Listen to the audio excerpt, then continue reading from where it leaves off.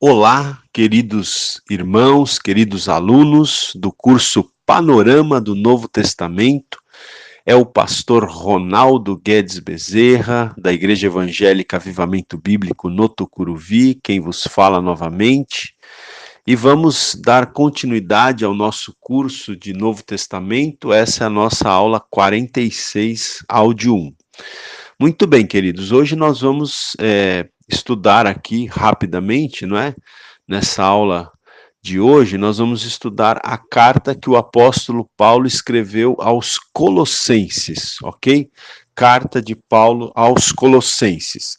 Eu estou aqui com o livro que eu tenho, não é um dos materiais que eu tenho usado como base, que é o livro do Robert Gundry, e eu quero ler aqui o tema que ele então escreveu, né? Ah, ou seja, aqui no seu material ele fala qual é o tema da carta de Paulo aos Colossenses. Então, o Robert diz o seguinte: em sua epístola aos Colossenses, Paulo enfoca a pessoa divina e a obra criadora e remidora de Cristo, em contra-ataque à desvalorização de Cristo, conforme vinha sendo feito por certa variedade particular de heresia que ameaçava a igreja de Colossos. Em seguida, Paulo extrai as implicações práticas dessa exaltada cristologia no tocante à vida e à conduta diárias dos crentes. Bom, vamos entender isso aqui então. Veja, o Robert aqui ele está dizendo que nessa carta aos Colossenses, Paulo ele enfoca a pessoa divina de Cristo. Então, essa carta aos Colossenses ela é conhecida porque ela tem algumas seções bastante cristológicas, né? Paulo desenvolve com bastante com vários detalhes, vamos dizer assim, a doutrina de Cristo, né? Que na teologia nós chamamos de cristologia, o estudo da pessoa e da obra de Cristo. Então, nessa carta aos Colossenses, Paulo dedica um bom espaço, não é, para falar sobre a doutrina de Cristo, e ele faz isso em contra-ataque, né, a uma heresia, não é, que estava ali ameaçando a igreja de Colossos, né? Então, carta aos Colossenses, por quê? Carta enviada aos cristãos que se reuniam na igreja, não é? Que estava na cidade de Colossos, tá? Então, nessa igreja ali, que se reunia na cidade de Colossos, havia a ameaça de uma heresia, né? Então, Paulo, ele traz aqui um bom ensinamento a respeito da doutrina de Cristo, até para contra-atacar a ameaça, né, dessa heresia, e também, depois, né, na segunda parte da epístola, Paulo vai extrair implicações práticas dessa doutrina cristológica que ele enfatiza, então, escrevendo aqui aos Colossenses. Bom, gente, vale destacar também que essa carta, ao que tudo indica, ela foi escrita quando Paulo estava preso em Roma, né? Que Paulo estava preso fica claro na epístola, não é? Que ele estava preso quando ele escreveu, fica claro. O que se levanta é onde ele estaria preso nessa época, porque isso não fica muito claro, mas segundo, né, os estudiosos aqui do Novo Testamento, ao que tudo indica, Paulo estava preso em Roma, tá? Quando ele escreveu a epístola aos Colossenses. Outra informação interessante aqui em relação a essa epístola é que o apóstolo Paulo, ele não tinha sido o fundador da igreja de Colossos, tá? Então, veja que a maioria das cartas que Paulo escreve para igrejas, não todas, mas a maioria, ele escreveu para igrejas que ele mesmo tinha plantado, que ele mesmo tinha fundado, né? Mas não era o caso da igreja de Colossos, tá? Então Paulo, ele não tinha fundado essa igreja e nem mesmo tinha visitado essa igreja ainda. Ao que tudo indica, pelo texto aqui da carta, o fundador da igreja de Colossos foi uma pessoa chamada Epáfras, né, um homem chamado Epáfras, que deve então ter sido o fundador daquela igreja. Esse Epáfras, ele estava em companhia de Paulo quando o apóstolo escreveu essa epístola, tá? Então, quando Paulo escreveu a epístola aos Colossenses, o Epáfras estava com o apóstolo Paulo, estava em companhia de Paulo, né? Epáfras, que, ao que tudo indica, foi o fundador da igreja ali. Quem era esse Epáfras? Ele se tornara cristão através do ministério do apóstolo Paulo em Éfeso, tá? Então, Epáfras, ele se converteu em Éfeso através do ministério do apóstolo Paulo e então ele se dispôs e se colocou a evangelizar a região ali de Colossos, né? A região de Colossos e de outras cidades ali em volta de Colossos, e depois ele visitou o apóstolo Paulo na prisão, a fim de solicitar os conselhos do apóstolo Paulo em relação a uma perigosa heresia que ameaçava tragar a igreja de Colossos. Tá? Então, o próprio Epáfras, né, que tinha fundado a igreja, ele se viu ali com uma dificuldade, uma heresia que estava ali rondando a igreja, né? Então ele vai visitar Paulo na prisão para pedir os conselhos de Paulo acerca dessa perigosa heresia que rondava ali a igreja de Colossos, e aí Paulo termina por escrever essa carta aos Colossenses, entre outras razões, justamente para combater, né, essa heresia perigosa que estava ameaçando ali a igreja de Colossos, tá?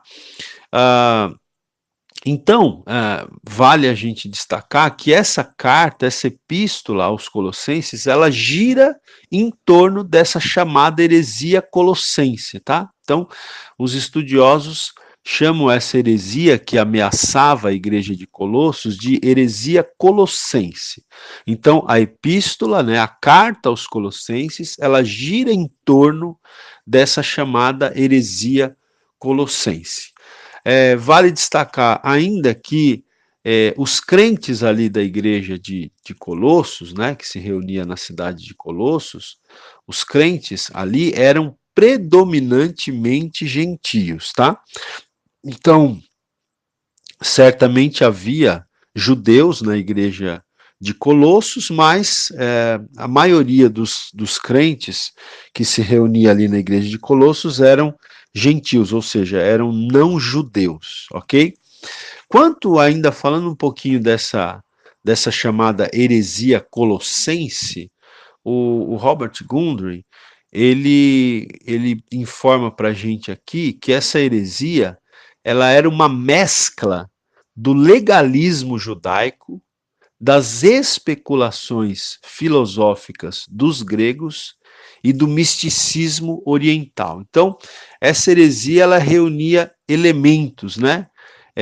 Tanto do legalismo judaico, como de especulações filosóficas dos gregos, bem como também elementos do misticismo oriental.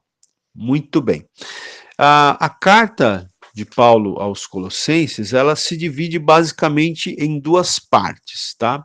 A primeira seção, que está contida nos capítulos 1 e 2, é a parte doutrinária, é a seção doutrinária da epístola, tá? E a segunda parte é a seção de exortações. Então, é mais ou menos o que, por exemplo, quando você lê lá a epístola aos Efésios, né, Efésios tem 6 capítulos, os 3 primeiros doutrinários, os 3 últimos orientações práticas. Aqui se dá mais ou menos a mesma coisa, né? Só que aqui são 4 capítulos, os 2 primeiros são capítulos doutrinários, né? E os 2 últimos são exortações práticas de como então ali os colossenses deveriam viver, né, no seu dia a dia, ali no seu dia a dia como cristãos, né? Vivendo ali, praticando a fé cristã.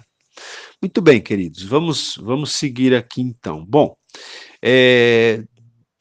aqui no capítulo 1º da carta aos Colossenses, nós vamos ter aqui, nos 2 primeiros versículos, nós temos o prefácio e a saudação do apóstolo Paulo, né? Aquele prefácio e aquela saudação que são bem característicos do apóstolo Paulo. Aí depois, do versículo 3 até o versículo 8, nós temos algumas ações de graças, né? Paulo fazendo ações de graças a Deus, até mesmo pela vida dos colossenses, né? Pela igreja que se reunia ali na cidade de Colossos. E depois do versículo 9 ao versículo 12, o apóstolo Paulo faz uma oração pelos colossenses, né? Ele ora pelos colossenses aqui. Gente, esses primeiros 12 versículos, eu não vou me deter aqui, ok? Porque a gente tem bastante coisa aqui para abordar, então eu vou aqui focar em algumas questões que eu penso que são mais interessantes da gente enfatizar aqui nessa aula, ok? Então eu já vou direto aqui para o versículo 13 do capítulo 1, onde o apóstolo Paulo ele já começa a falar, então, da excelência da pessoa e da obra de Cristo, tá? Então, como eu falei para vocês, esta carta de Paulo aos Colossenses, ela é uma carta bastante cristológica, né? É uma das cartas em que Paulo mais se dedica para ensinar sobre a doutrina de Cristo, ou para ensinar cristologia. Então, ele começa aqui no versículo 13, dizendo o seguinte, não é? Paulo diz assim, ele, no caso, uma referência a Cristo, né? Ou melhor dizendo, uma referência a Deus, o Pai, ele nos libertou do império das trevas e nos transportou para o reino do Filho do seu amor. Então, Paulo está dizendo aqui que Deus, ele nos libertou do império das trevas e nos transportou para o reino do Filho do seu amor, para o reino do Senhor Jesus Cristo, né? Então, nós que não conhecíamos a Cristo, esse ensinamento de Paulo aqui, obviamente, ele está falando aos Colossenses, mas isso se aplica a nós também, né? Nós também, antes de conhecermos a Cristo, nós estávamos no império das trevas, mas Deus nos libertou, nos tirou desse império de trevas e nos transportou para o império, né, para o reino do seu Filho, para o reino do Filho do seu amor, que é o Senhor Jesus Cristo. E aí no versículo 14, ele diz aqui, Paulo diz, no qual, agora sim, em Cristo, no qual temos a redenção, a remissão dos pecados. Aqui nós temos um versículo muito parecido, né, com Efésios capítulo 1, versículo 7. É quase que idêntico aqui, não é? O versículo 14 do capítulo 1 de Colossenses é praticamente idêntico ao versículo 14 do capítulo 1 de Efésios. E aí, na sequência, Paulo vai dizer aqui, não é? Versículo 15. Este é a imagem do Deus invisível, o primogênito de toda a criação. Então veja que ele está dizendo aqui, não é? Que Cristo é a imagem do Deus invisível, não é, gente? Então, nós vemos aqui que o apóstolo Paulo está dizendo que Deus, ele se revelou em Cristo. Deus, ele se deu a conhecer em Cristo. Se você quer ver Deus, você precisa olhar para Cristo, porque Cristo é a imagem do Deus invisível, não é? Lembra-se que quando Jesus estava falando com os discípulos, um dos discípulos disse, Senhor, mostra-nos o Pai, isso nos basta. E Jesus disse, há tanto tempo estou convosco e tu dizes, mostra-nos o Pai, quem vê a mim, vê o Pai. Não é por quê? Porque Jesus é a imagem do Deus invisível, conforme o apóstolo Paulo ensina aqui em Colossenses capítulo 1. Aula 46, áudio 2. Então veja, queridos, quando Paulo fala aqui que Jesus, não é, que Cristo é a imagem do Deus invisível, então ele está dizendo aqui que Jesus é a representação externa de Deus em forma humana, né? Jesus é a representação de Deus em forma humana. Tá? Então veja, quando você quer conhecer mais a Deus, você precisa olhar para Jesus. Quando você quer saber o que Deus pensa, o que Deus valoriza, não é? O que agrada a Deus, o que entristece a Deus, você deve olhar para Jesus, não é? Porque através das ações, das reações, das palavras de Jesus, você está conhecendo o próprio Deus. Por quê? Porque Jesus é a imagem do Deus invisível, não é? Depois Paulo diz aqui também que Jesus é o primogênito de toda a criação. Veja, a gente está entrando aqui na parte cristológica, como eu falei para vocês, né? Então Jesus Cristo, diz Paulo aqui, é o primogênito de toda a criação. O que Paulo quer dizer com essa expressão? Ele está falando aqui sobre a supremacia de Cristo sobre a criação, não é? Cristo como o Senhor e herdeiro da criação. Quando ele diz aqui que Cristo é o primogênito de toda a criação,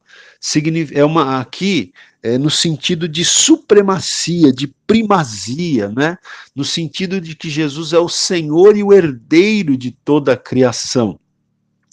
O Robert Gundry, ele até faz um comentário aqui sobre essa passagem, sobre essa frase. Ele diz aqui: porquanto os filhos primogênitos recebiam o dobro da herança de outros filhos, o termo primogênito veio a denotar prioridade e supremacia, tá? Pelo que primogênito da criação não precisa ser entendido como se quisesse afirmar ter sido Jesus o primeiro a ser criado. Infelizmente, algumas pessoas interpretam erradamente esse texto aqui, dizendo o seguinte, né? Principalmente aí no caso os testemunhas de Jeová, né? Aqueles que não acreditam na divindade de Jesus, eles usam esse texto aqui para dizer, ó, tá vendo? O texto está dizendo que ele é o primogênito de toda a criação, ou seja, que ele foi o primeiro a ser criado.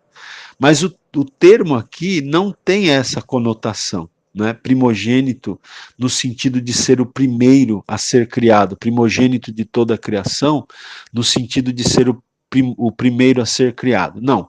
Aqui a ênfase é sobre a supremacia de Cristo sobre a criação, né? Como esse comentário aqui que o Robert Gundry faz. Ele fala, já que os filhos primogênitos recebiam o dobro da herança de outros filhos, esse termo primogênito veio a denotar prioridade e supremacia, né? Então, quando o texto diz aqui que Jesus é o primogênito de toda a criação, é nesse sentido, é no sentido de prioridade, de supremacia, né? No sentido de que ele é o Senhor e o herdeiro de toda a criação. E aí Paulo continua aqui no versículo 16, do capítulo 1, Paulo diz, pois nele, não é, novamente em Cristo, foram criadas todas as coisas, nos céus e sobre a terra, as visíveis e as invisíveis, sejam tronos, sejam soberanias, quer principados, quer potestades, tudo foi criado por meio dele e para ele. Não é? Então veja que o apóstolo Paulo aqui coloca Cristo como o agente da criação, né? Então nós vemos aqui que a segunda pessoa da divindade, a segunda pessoa da Trindade, né? O Verbo eterno de Deus, o Filho de Deus, a segunda pessoa da Trindade estava com o Pai e com o Espírito Santo ativamente participando da criação do universo. Não é? Tanto que o texto diz aqui que nele foram criadas todas as coisas. Nele, né, foram criadas todas as coisas. Tudo foi criado por meio dele e para ele, né? E aí no versículo 17, diz aqui, ele é antes de todas as coisas, né? Ele, Cristo, ele, o Verbo de Deus, ele, o Filho de Deus, a segunda pessoa da divindade, ele é antes de todas as coisas. Por que que ele é antes de todas as coisas? Porque ele é um com o Pai e com o Espírito Santo, né? Aqui a gente se lembra daquele texto do Evangelho de João, versículo 1, capítulo 1, que diz: no princípio era o Verbo, e o Verbo estava com Deus, e o Verbo era Deus. Então, Cristo, ele não tem princípio de dias e nem terá final de existência, né? Cristo, ele existe desde toda a eternidade com o Pai, né? Aqui a gente está diante de um grande mistério, né, gente? Quando a gente fala dessas questões, quando a gente fala da Trindade Santa, quando a gente fala da pré-existência de Cristo, como a gente está falando aqui, a gente está falando de coisas que são um mistério para nós, que fogem à nossa compreensão humana, não é? Mas é o que nós entendemos que a palavra de Deus afirma, que Cristo, ele é eterno, ele nunca passou a existir, ele sempre existiu desde toda a eternidade, e ele existirá por toda a eternidade, não é? Ele habita a eternidade com o Pai e com o Espírito Santo. Então, ele é antes de todas as coisas. Depois, Paulo continua dizendo aqui, nele tudo subsiste, né? Em Cristo, tudo subsiste. Então, nós entendemos aqui, né, que o Senhor Jesus, ele é como, por assim dizer, ele é o ponto de equilíbrio, né, do universo. Cristo é o ponto de equilíbrio do universo. Nele, tudo subsiste, né? Tudo se mantém. E aí o apóstolo Paulo continua aqui no versículo 18, dizendo o seguinte: ele é a cabeça do corpo da igreja, né? Então também Paulo diz aqui que Jesus, que Cristo é o cabeça da igreja, né? A igreja é o corpo de Cristo e Cristo é o cabeça da igreja. Continuando aqui, olha que sessão longa, né? Que sessão grande que Paulo é, usa aqui, que Paulo escreve aqui na Epístola aos Colossenses para falar, não é, do Senhor Jesus. Ele continua aqui dizendo, verso 18, ele é o princípio, o primogênito de entre os mortos, para em todas as coisas ter a primazia. Então veja, ele é o princípio, né? Em outros textos diz que ele é o alfa e o ômega, né? Quer dizer, ele é o princípio e o fim. E diz aqui que ele é o primogênito de entre os mortos. Em que sentido que Cristo é o primogênito, né? Ele tem a primazia, a supremacia entre os mortos. Em que sentido? Porque Jesus foi o primeiro a ressuscitar com um corpo glorioso, não é? Com um corpo incorruptível. Todas as ressurreições que aconteceram antes da ressurreição de Cristo, que estão relatadas na Bíblia, né, e até mesmo depois, né? Nós temos algumas ressurreições que são relatadas depois também, mas essas ressurreições que a Bíblia relata, são ressurreições em que as pessoas ressuscitaram mesmo, de fato, elas voltaram à vida, mas voltaram com o mesmo corpo, né? Um corpo que haveria de se corromper e morrer novamente, tá? Então, todos os relatos de ressurreição que a Bíblia traz, por exemplo, Lázaro, né, Jesus ressuscitou Lázaro, mas passado alguns anos, Lázaro morreu novamente, né? Então, essas ressurreições que estão narradas na Bíblia são ressurreições de pessoas que ressuscitaram, mas ressuscitaram ainda nos seus corpos corruptíveis, nos seus corpos mortais, nos seus corpos sujeitos, né, à enfermidade, à morte, etc. e tal.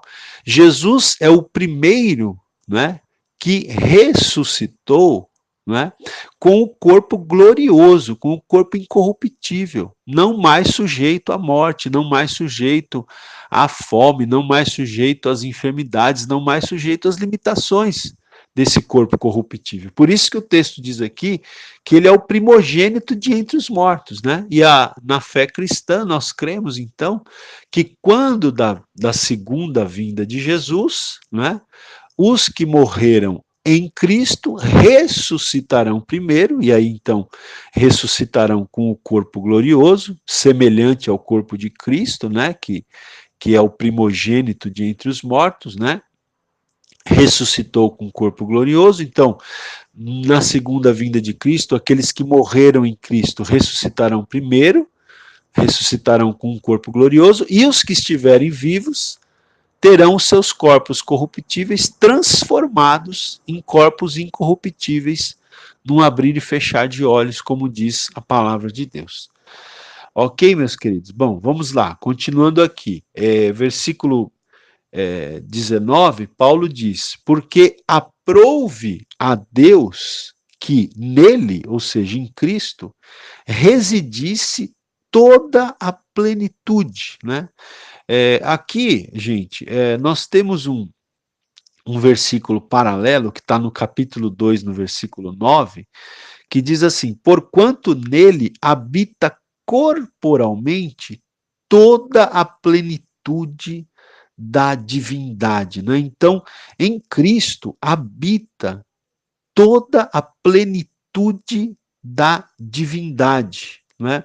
Aqui no capítulo 1 diz que nele reside toda a plenitude. A plenitude de Deus que em Cristo habita, significa o que então? É a totalidade da natureza divina, né? O Robert Gundry diz isso aqui, né? Que a plenitude de Deus que em Cristo habita é a totalidade da natureza divina. Então, a totalidade da natureza divina está, né, na pessoa de Cristo, né? Estava e está na pessoa de Cristo. Então, quando a gente fala, né, eu acho que já falei em outras aulas para vocês aqui, que Cristo, ele assumiu a natureza humana, né, 100%, mas ele é também 100% Deus, né?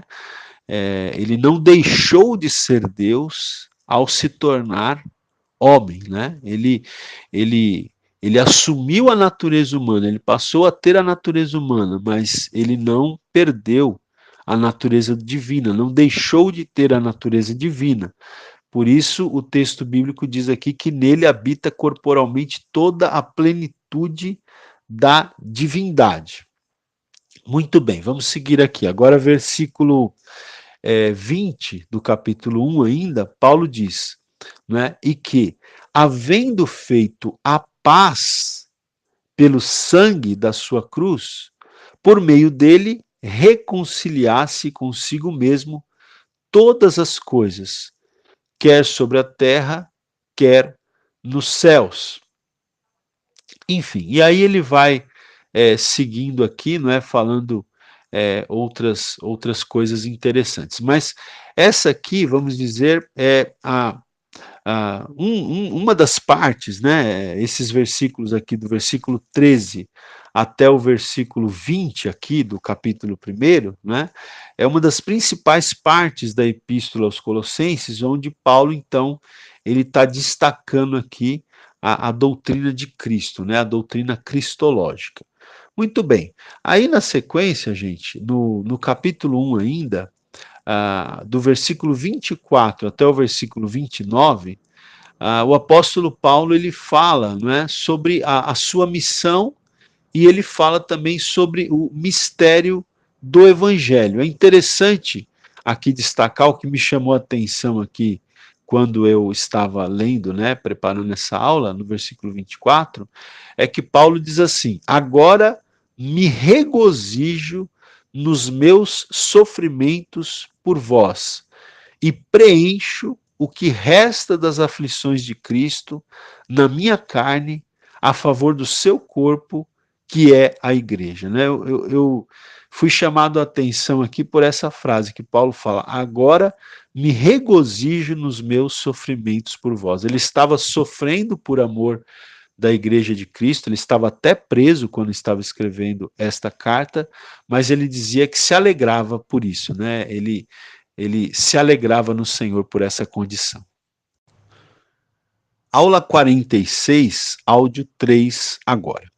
Muito bem, queridos, eu estava agora há pouco lendo para vocês o versículo 24 do capítulo 1, mas eu gostaria de voltar um pouquinho para o versículo 21, onde o apóstolo Paulo diz o seguinte aqui aos Colossenses. Ele diz: "E a vós outros também que, outrora, ou seja, antigamente, éreis estranhos e inimigos no entendimento pelas vossas obras malignas, agora, porém, vos reconciliou, né, no caso, Cristo vos reconciliou no corpo da sua carne, mediante a sua morte, para apresentar-vos perante ele santos, inculpáveis e irrepreensíveis."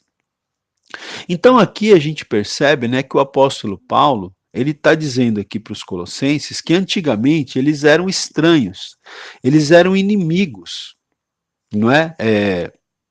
No entendimento por causa das obras malignas deles, até por eles, de fato, não pertencerem, né, ao povo judeu. Lembra que a gente falou que a maior parte da igreja de Colossos era de gentios, então eles eram estranhos e inimigos, não é? Agora, porém, diz aqui o apóstolo Paulo, Cristo vos reconciliou no corpo da sua carne. E Cristo os reconciliou, diz ele aqui, mediante a sua morte. E com qual propósito?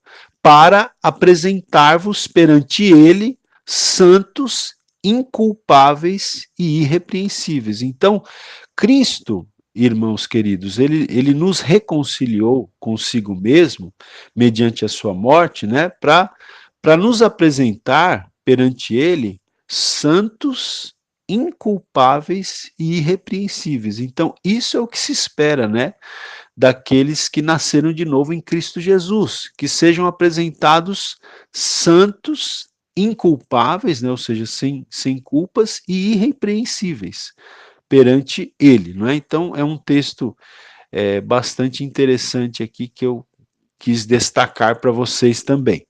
Bom, vamos seguir aqui. Ainda no capítulo 1, no versículo 26, o apóstolo Paulo ele volta a falar de um mistério, né, ou do mistério que estivera oculto dos séculos e das gerações. Agora, todavia, se manifestou aos seus santos. Então, Paulo, ele sempre fala, né, de um mistério que estava oculto, né, nos tempos passados, mas que agora, no caso, quando ele estava exercendo o seu ministério, há 2000 anos atrás, ou seja,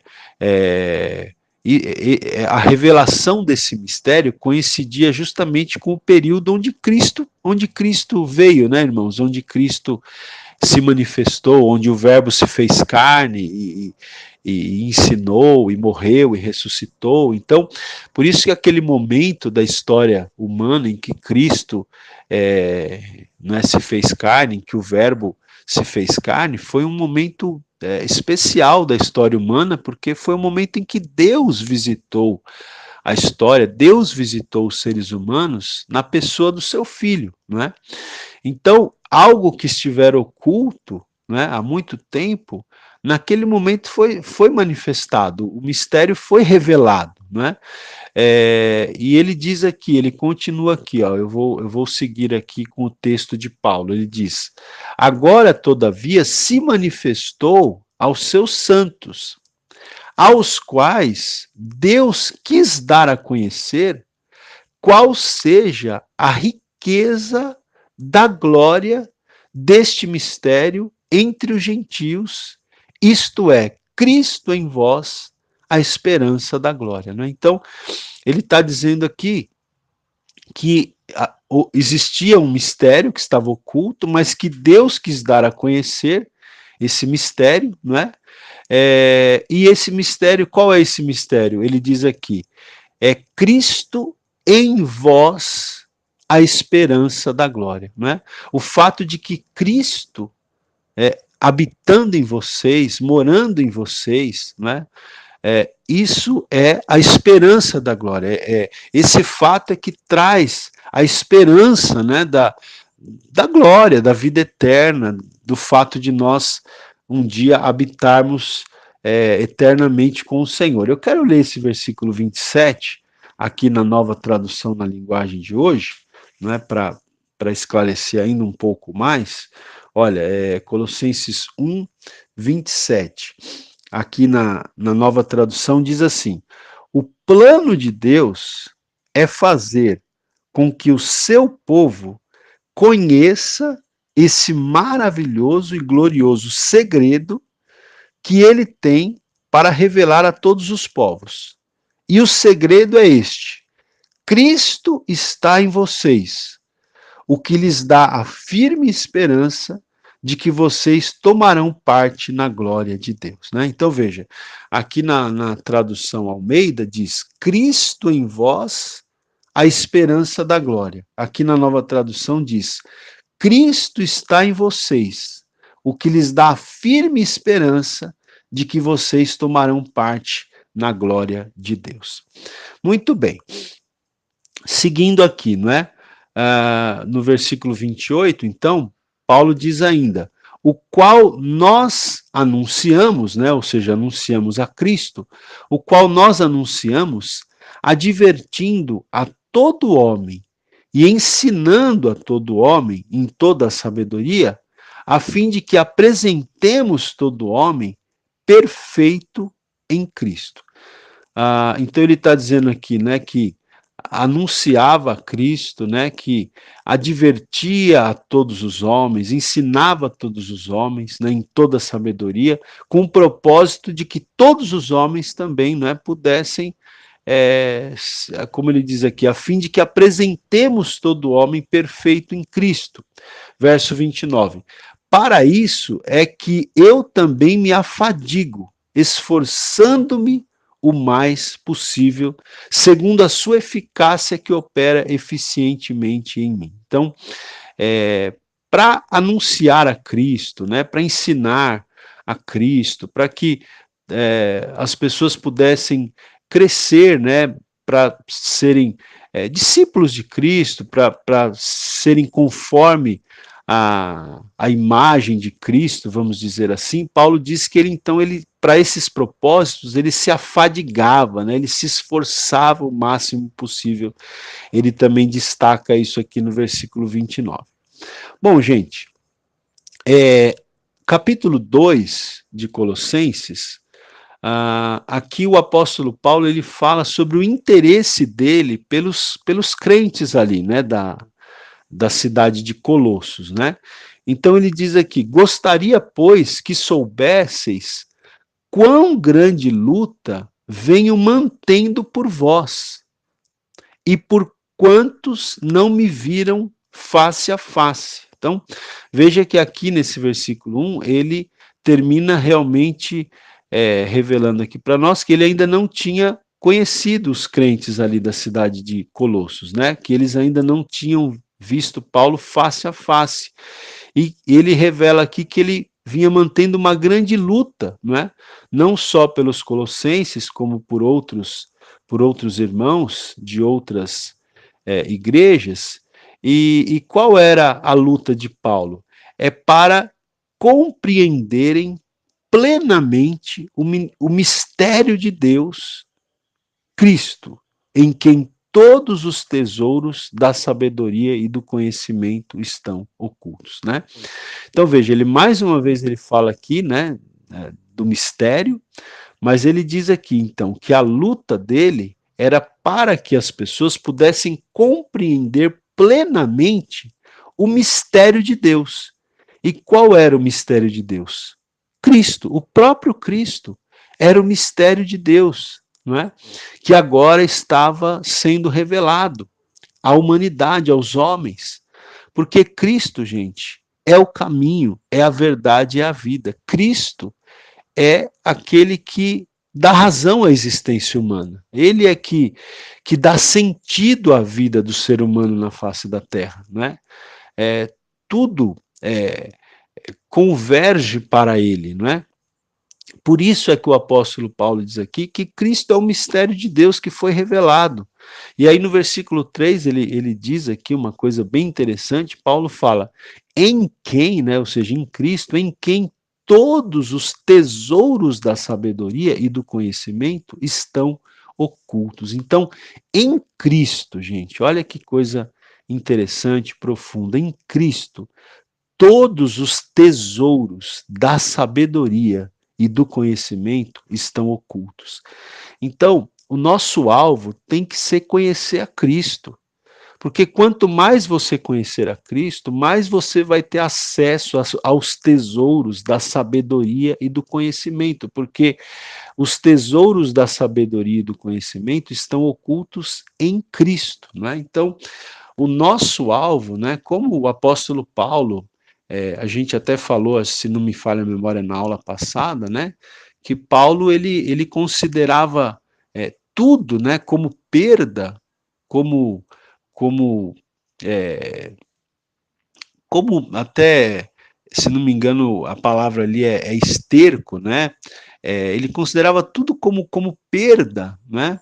Como refúgio, pela sublimidade do conhecimento de Cristo, né? Então o apóstolo Paulo ele tinha esse entendimento e esse deve ser o nosso entendimento também que a nossa meta, a nossa prioridade nessa vida deve ser conhecer a Cristo, porque é em Cristo que todos os tesouros da sabedoria e do conhecimento estão ocultos, né? Eu quero destacar ainda o versículo 6 aqui do capítulo 2, em que Paulo diz: Ora, como recebestes Cristo Jesus, o Senhor, assim andai nele, né? Da mesma maneira que vocês receberam Cristo Jesus, o Senhor, assim também andem nele. E aí, a partir do versículo 8 do capítulo 2, Paulo ele começa a fazer uma advertência contra os falsos ensinos, né? E ele volta a falar de Cristo, né, da doutrina de Cristo. Então, veja, lembre-se que na igreja ali de Colossos, né, ali na cidade de Colossos, havia uma perigosa heresia que estava ameaçando a integridade doutrinária daquela igreja. Portanto, Paulo diz aqui no versículo 8 do capítulo 2, ele diz assim: cuidado, que ninguém vos venha a enredar, né, a prender com sua filosofia e vãs sutilezas, conforme a tradição dos homens, conforme os rudimentos do mundo, e não segundo Cristo, não é? Então ele está aqui alertando ali os irmãos ali da igreja de Colossos a que tenham cuidado, que ninguém venha prender vocês com sua filosofia, com vãs sutilezas, com a tradição de homens, né? Conforme os rudimentos do mundo e não segundo Cristo, não é? Então, ele fala isso aqui. No versículo 10, ele diz: também nele, ou seja, em Cristo, estais aperfeiçoados. Ele, Cristo, é o cabeça de todo principado e potestade. Né? Então, ele fala aqui que nele, em Cristo, os colossenses estavam sendo aperfeiçoados. Né? É em Cristo que nós somos aperfeiçoados. E ele é o cabeça de todo principado e potestade. Não é mesmo? Principado e potestade aqui é uma referência, não é, queridos? Às forças espirituais das regiões celestiais. Mas Cristo é o cabeça de todo principado e potestade. É isso que o apóstolo Paulo está falando aqui. E se a gente voltar um versículo antes, aqui, no versículo 9, Paulo repete aquilo que ele já tinha falado lá no capítulo 1, né? Ele diz assim: porquanto nele, ou seja, em Cristo, habita corporalmente toda a plenitude da divindade, né? Então, como o Robert Gundry diz aqui, né? A plenitude de Deus que em Cristo habita é a totalidade da natureza divina. Então, a totalidade da natureza divina habita em Cristo. Nele, como diz o texto aqui, habita toda a plenitude da divindade. Aula 46, áudio 4 agora. Muito bem, queridos. Aqui no capítulo 2 ainda, o que eu gostaria de destacar é o versículo 14 e também o versículo 15, não é? Existem muitos versículos, né, a serem destacados aqui, mas o nosso tempo é muito curto, então eu vou destacar aqui esses dois versículos em que o apóstolo Paulo diz, né, que Cristo, ele cancelou o escrito de dívida. Então, ele diz aqui, tendo, né, no caso Cristo, tendo cancelado o escrito de dívida que era contra nós, o qual nos era prejudicial, removeu-o inteiramente, encravando na cruz. Então, Paulo está dizendo aqui que havia um escrito de dívida que era contra nós, né, o qual nos era prejudicial, mas que Cristo cancelou esse escrito de dívida, Cristo removeu inteiramente e encravou esse escrito de dívida na cruz, né? Isso tem a ver com o nosso perdão, né, gente? Com o perdão dos nossos pecados,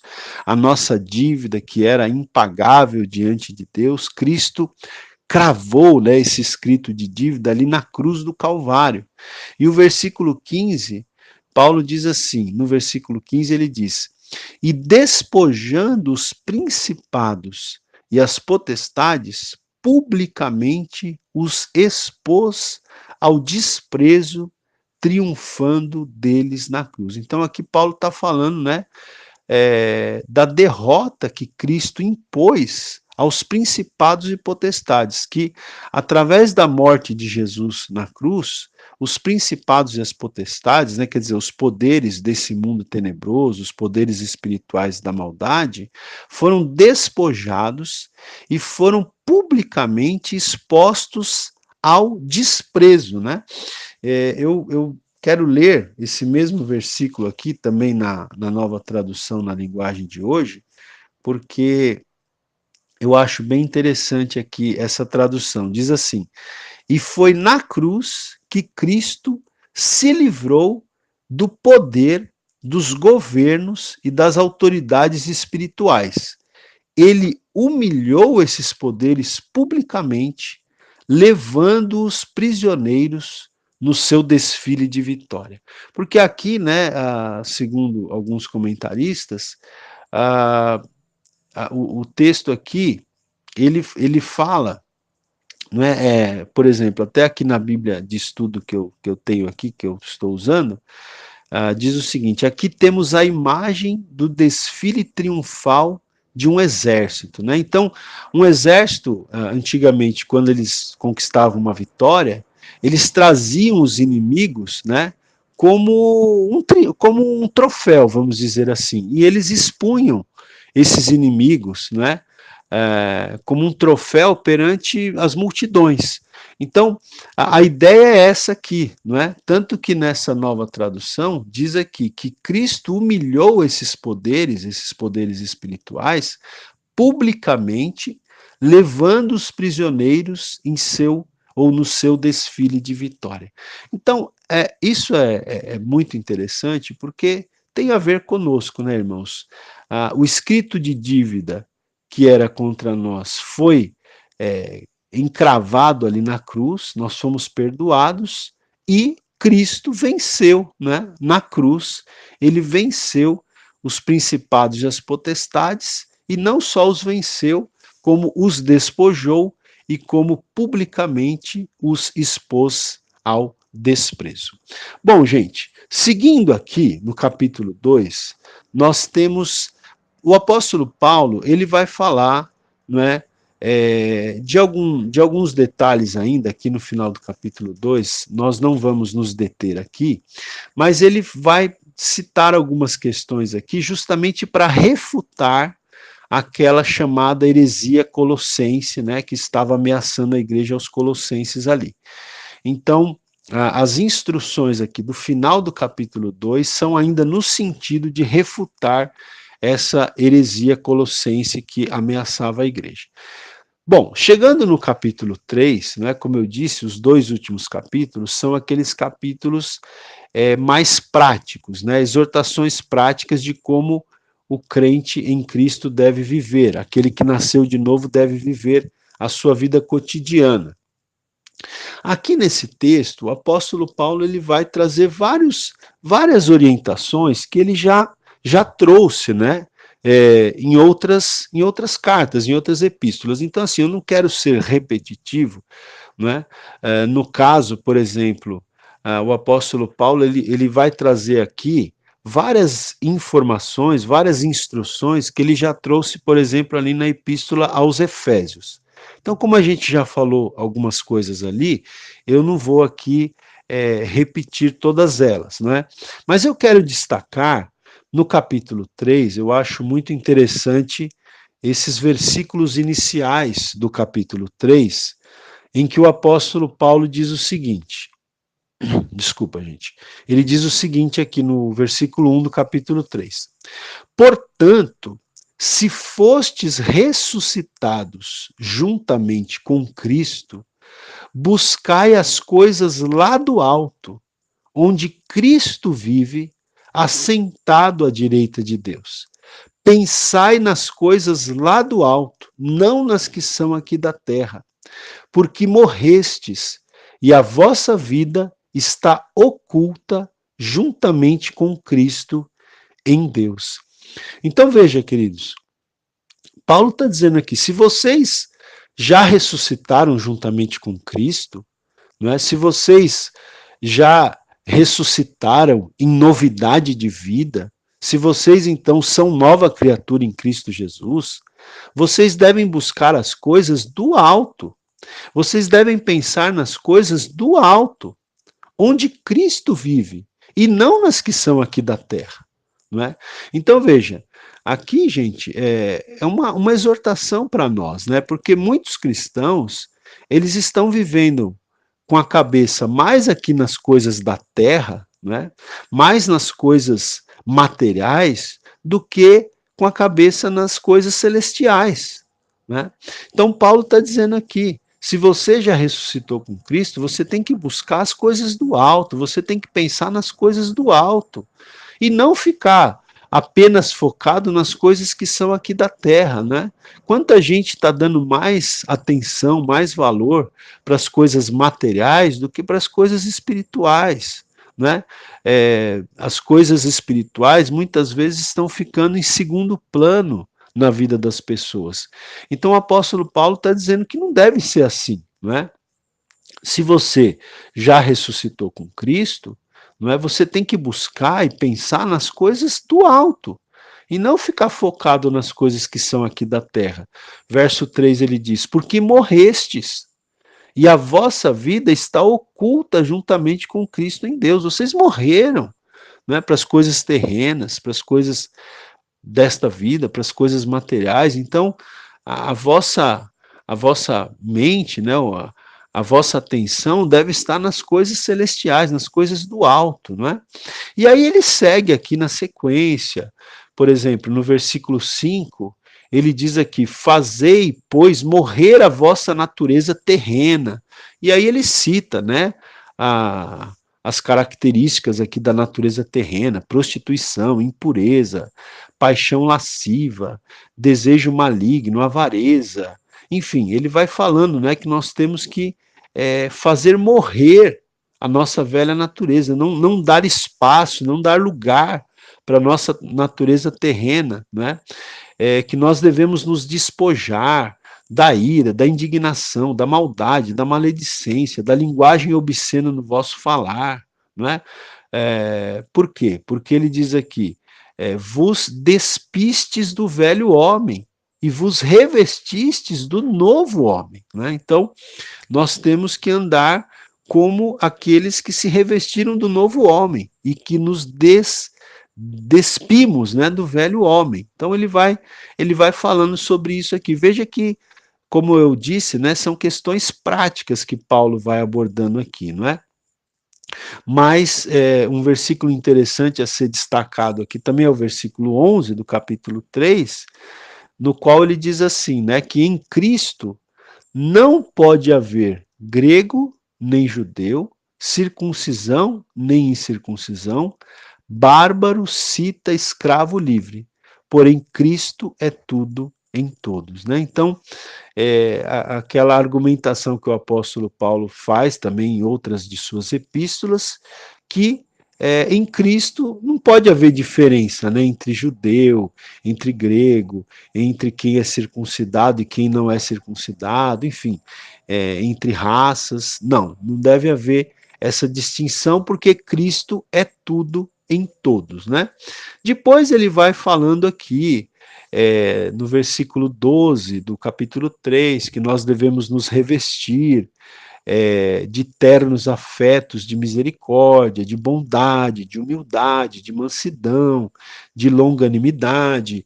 Ele diz que nós temos que nos suportar, né? Suportai-vos uns aos outros, perdoai-vos mutuamente. Ele vai falar sobre a importância do amor, né? No versículo 15 aqui do capítulo 3, ele vai falar que a paz de Cristo deve ser o árbitro em nosso coração, né? Ou seja, nós devemos ter a paz de Cristo como um guia, né? Como um árbitro, né? Como aquilo que vai dirimir dúvidas no nosso coração, né? A paz de Cristo seja o árbitro em vosso coração. Versículo 16, habite ricamente em vós a palavra de Cristo, né? Que a palavra de Cristo habite em vocês. Olha, instruí-vos e aconselhai-vos mutuamente. Então, ele nos orienta a nós nos instruirmos, a nós nos aconselharmos uns aos outros, louvando a Deus. Ele diz aqui: tudo que vocês fizerem, né, seja em palavra, seja em ação, fazei-o em nome do Senhor Jesus, dando por ele graças a Deus Pai. Né? Então, será que tudo que nós estamos fazendo, nós podemos dizer que nós estamos fazendo em nome do Senhor Jesus? Essa é uma boa maneira de saber o que é que nós devemos fazer e o que nós não devemos fazer. Né? Você deve se perguntar: o que eu estou fazendo? Eu estou fazendo em nome de Jesus? Essas palavras que eu estou falando, eu posso dizer que eu as estou falando em nome de Jesus, não é? Então, Paulo dá essa orientação aqui. E depois, gente, ele traz, como eu disse agora há pouco, uma parte, uma sessão muito parecida com a carta aos Efésios, onde ele vai trazer instrução para as esposas, para os maridos, para os filhos, para os pais, né, para os servos, para os senhores, né? Lembra que quando a gente estudou a carta aos Efésios, nós falamos sobre isso, né? Então, algumas partes aqui da carta aos Colossenses, elas são muito parecidas com a carta aos Efésios. Então, nós temos aqui, né, esses deveres da família, que Paulo fala ali quando escreve aos Efésios, ele repete aqui, em linhas gerais, as mesmas argumentações aqui na carta aos Colossenses. Depois, no finalzinho da carta, Paulo, ele exorta os crentes ali a perseverarem na oração, né? Versículo 2 do capítulo 4, ele diz aqui, versículo 5, portai-vos com sabedoria, né? Para com os que são de fora. Ele diz aqui, aproveitai as oportunidades. Versículo 6, olha que interessante. A vossa palavra seja sempre agradável, temperada com sal, para saberdes como deveis responder a cada um. Então ele orienta aqui, né, que a nossa palavra, ela tem que ser sempre agradável, tem que ser temperada com sal, não pode ser uma palavra sem tempero, né, uma palavra insossa, uma palavra sem sal, né, para que nós saibamos como responder a cada um. E aí depois Paulo termina aqui a carta, fazendo algumas saudações finais, né, a algumas pessoas específicas ali, enfim, na verdade ele transmite a saudação, né, das pessoas que estão com ele para os crentes ali da igreja de Colossos, ok, queridos? Então, aqui nós terminamos esse breve panorama da carta aos Colossenses. Na próxima aula voltaremos, permitindo Deus, falando da primeira carta de Paulo aos Tessalonicenses. Deus abençoe a sua vida e até lá, permitindo Deus.